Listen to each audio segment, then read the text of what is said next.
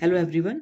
आज मैं फीमेल में होने वाले एक बहुत ही कॉमन इन्फेक्शन के बारे में बात करूंगी, जिसे हम यूटीआई कहते हैं, मतलब यूरिनरी ट्रैक्ट इन्फेक्शन। ये एक ऐसा इन्फेक्शन है जो यूरिन से जुड़ी नलियों या अंगों में होता है।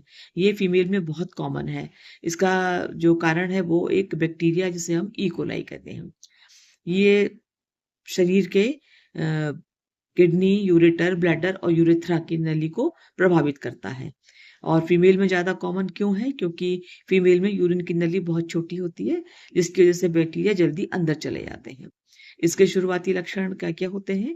इनमें यूरिन बार-बार आता है और साथ में यूरिन करते समय जलन भी बहुत ज़्यादा होती है और एक बार में यूरिन क्लियर नहीं होता। मरीज को बार-बार जाने की इच्छा होती है और यूरिन में स्मेल भी आती है और कभी-कभी उसका कलर भी डार्क हो जाता है। तो अक्सर हम लोग पेशेंट से पूछते हैं कि तुम रात में कितनी बार यूरिन जाती हो? अगर मरीज कहे कि वो रात में 4 या 5 बार यूरिन के लिए जाती है, तो उसका मतलब उसको यूरिन की प्रॉब्लम हो सकती है। इसके साथ-साथ उसको नीचे के जो पेट के हिस्से में भी दर्द रहता है, कभी-कभी कमर में दर्द होता है और फ़ीवर की प्रॉब्लम भी बहुत कॉमन है। ठंड लगती है जिसकी वजह से यूरिन में ब्लड भी आता है और बहुत ज़्यादा उसको वीकनेस फ़ील होती है।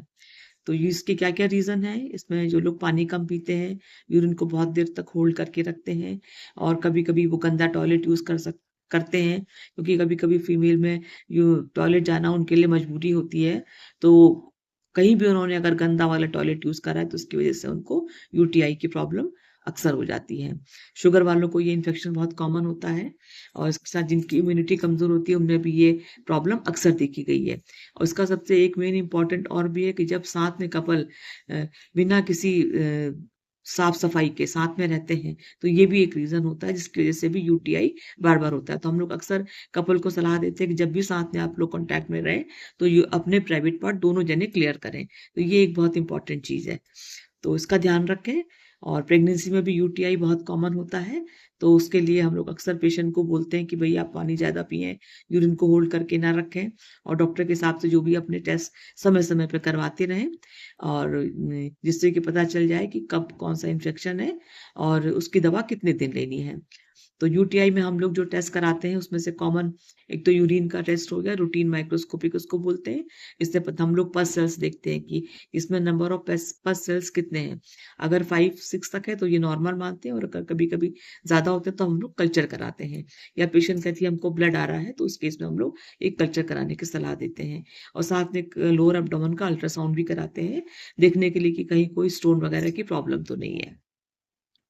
कल्चर कराने पर जो इन्फेक्शन के अकॉर्डिंग एंटीबायोटिक्स आ जाती हैं, तो उसी को दवा हम एंटीबायोटिक हम लोग उसके भी अपने कोर्सेज़ होते हैं, जिसका 7 डेज़ का, 10 डेज़ का, 15 डेज़ का, कभी-कभी 1 मंथ तक लेनी पड़ती है।